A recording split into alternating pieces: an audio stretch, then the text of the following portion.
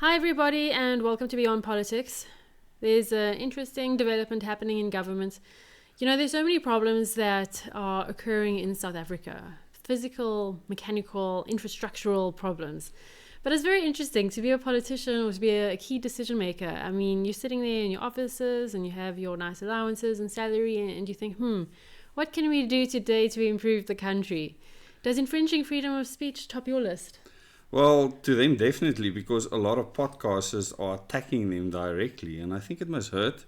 And because they're in government, and because they think they rule and govern over us and not for us, they come up with things like this. Podcast crackdown proposed in South Africa. So this is an article specifically on my broadband. Very fascinating. I mean, You'll get a link in the description as well as in the first comment below the video, so do go and read it. No matter who I've spoken to, regardless of political persuasion, most people seem to agree that free speech is important. I have very seldom, I can't think of any time that I've come across a person that has wanted to remove freedom of expression in any way. I don't know. What do you think? Have you? I have people that are communist-minded, definitely. It's interesting that people that claim to be communist are more elitist because they believe that communism applies to some people and then you have the rulers within the communist system, which is very different. And they want to control everything that everyone else does and say. And this is why communist systems around the world has caused great suffering, a lot of death, and many other things to go with that. And in a communal system where people work together, which is often the intention behind so-called intention behind socialism and communism and so on. Communism comes from the word community. The whole idea is supposed to be a good one, but what it results in is the opposite. And this is the problem. It's exactly the same thing where people in government that have been elected by the people that actually are the government, the people electing representatives that should work for us. But it doesn't work that way. The only thing they can think of is how to crack down on people that criticize them. And so they are looking at legislation just It's very funny because if I was sitting in government, I'd be thinking, how can we clean up our rivers? How can we strengthen our borders? How can we use our beautiful natural resources for our own country's benefit? But no, Parliament is looking for a means to regulate podcast content in South Africa as there is a regulatory gap due to outdated legislation. However, self-regulation is an option for the industry. So they are giving us an out there. It's but who's going to self-regulate? What do they? And what does that even look like? What does it even look like? Anyway, they including content on digital platforms such as YouTube. And obviously there's many others there's these days. There's a spokesperson who is speaking here. We're saying that the government needs to extend the scope of the Broadcasting Complaints Commission to include platforms such as those that include podcasts. This is Deco. I think she's a minister, actually. Let's see. But in any case, the bottom line here is that this is Kusela Deco, the chairperson of the Parliamentary Portfolio Committee on Communications and Digital Technologies. So digital technologies, we've already said on this channel, is being expanded to monitor, track and trace your every move. Now, the moment you start controlling podcasts, what people say, how they feel, what their opinion is, that is hugely problematic because these aren't broadcasters, these are individuals like ourselves that have a channel through a overseas platform that can speak to people around the world. And I think it's had a huge impact in world politics. YouTube, all the other ways of communicating with people, WhatsApp, Telegram, Signal, etc., has had a massive impact in world politics. Certainly, if you look at the US elections and many other elections around the world, social media has played a huge role in changing the political landscape. And in any country where anyone in government wants to now regulate that, that's a massive red flag. Yeah, and I think it's an age-old debate, but I want to quote her entire quote because it's important to follow the thought processes. Yeah. However, a key consideration for us is that South Africans need to access recourse. You can't have a platform where anything goes and has no regulatory parity. When asked whether regulating podcast content might infringe on South Africans' freedom of expression and stifle digital creativity, Deco said nothing is further from the truth. She argued that no South African would want to return to the censorship and suppression of ideas that may have experienced in the past. So that sounds reassuring, right? Yeah, back then. But for now, it's okay to censor. We believe in and will always protect the constitutionally enshrined right to freedom of expression, Deco argued. But as we do so, we also have an obligation to protect the rights of the people who use these podcast platforms, including equality, dignity, and privacy. We can really unpack that. But here's the thing. She uses the word but. When you use the word but, it cancels the previous part of your sentence. That's what it psychologically does. So when she says that they believe in the constitutionally enshrined right to freedom of expression, and then she starts with but as we do so, it means she doesn't actually believe in that. Psychologically, that is what it means. We also have an obligation to protect the rights of the people who use these podcast platforms. All right, she doesn't have to protect our rights. We can absolutely say we are using this platform, and YouTube isn't hurting us. You can exit anytime. Yeah, I can exit anytime I want. I can close my account. They're not bullying me or doing anything like that to me.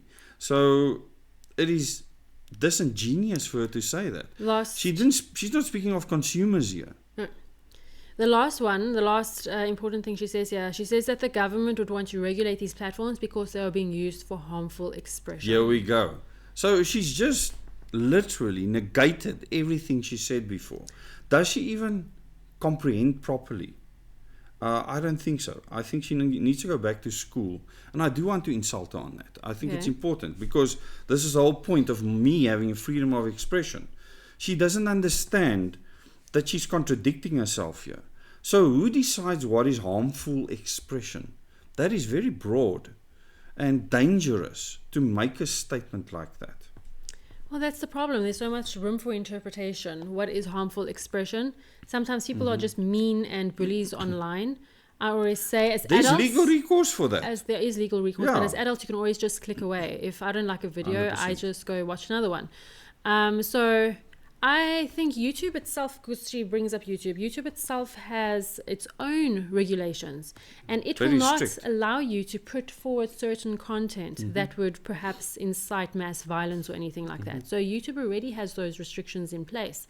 And we are, unfortunately or fortunately, however you look at it, in a globalized economy where consumers all over the world participate in consuming not just content online, but even products that come from all over the world, and we do so without a middle third party. And that's just the reality of where we are right now. So government needs to really understand its role and function in this stepping into fourth industrial revolution paradigm that we are existing in right now. And where does freedom of expression come? I think what's actually happening is the government, the entire GNU, I mean all parties, I don't just mean the ruling party, not that there's a ruling party now, but all parties are very scared of criticism and very scared of the spread of information. Parties, the most popular parties in this country, the ones with the most seats, they all have their Facebook pages and their Twitter pages and their YouTube pages. But I don't think the content gets shared as virally necessarily as private podcasters and private creators. And I think that's annoying for people in power. Of course, SABC is there to counter any message, but people aren't really consuming SABC as much anymore. So we're moving into a paradigm where they are losing control. And what happens when a government loses control? They lose their minds and then they try exert crazy amounts of power over us. It's a transition to a totalitarian state, not just a police state. We already are a police state. During COVID-19, we saw that clearly, where the police would brutalize people and be used to hurt people that have hurt no one. And the last part of this article is also important. However, she argues that if the podcast industry can find a means of self-regulation that allows for freedom of expression without harming others, the government will likely accept this type of regulation. Now, YouTube already does this. It is part of how the platform works. Many other platforms maybe not, because people don't like that form of regulation. On YouTube, it served us well up until now. There's certain, I've probably 7 of my videos taken down in the past. I've been banned for periods of time, and some of that has been reversed. So YouTube will actually look at something, have people look at it, not just artificial intelligence or a bot. And then a person will make a decision. And I've had most of my decisions overturned in time. So there is self-regulation there. Perhaps people in government don't understand how these platforms work, because there is self-regulation. So maybe they should actually speak to podcasters and people who have Because channels. there's laws that control them overseas. Yeah. They have to abide by those laws. So, people, we have to really be concerned about things like this, especially with the run-up to the 4th Industrial Revolution being pushed, all the digitization, which makes it easier to put infrastructure in place where we can be listened to, where we can be watched, where our activities can be monitored, where a database can be built up on each one of us, how we think, how we spend, what's happening to our bank account, where you will have zero freedom, none. And a lot of people think that things like cryptocurrency and many other things will save them. It is your prison, and this is what people don't understand. The blockchain was designed to show your every transaction. With money at this stage, you can still stand behind the tree and do something. Unfortunately, you can exchange hands with someone else and no one can see it. On social media platforms, that's not possible. When we put something out and we make it public, not just to a closed group of people, because we can do that as well, then it's open to scrutiny. So we put ourselves out there for ridicule, and people can report our videos. YouTube has all of those means for you to say that it's harassment of any kind, that it's hateful. All of those things are there, and I like the fact that it's there, even if people use it in the wrong way. Like I said, there's always a manual way of checking things. So I think she needs to go and look at what's available. Maybe the fact that she mentions YouTube is problematic because it is self-regulatory, as she says, and many of the others are not. I know many people have left YouTube to go to channels where anything goes. And maybe there's some horrific things there. I don't spend time on those channels because of that. In principle, it doesn't matter, in my opinion. Yeah. The less government regulation, the more society has room to progress. And the same goes for freedom of expression. So I have the opinion that anything short of literal call for war or murder should be completely acceptable. People should have the freedom to speak their minds, no matter how much you don't like what they have to say. And if you have strong opinions, you'll probably not like what a lot of people have to say. And that is perfectly fine.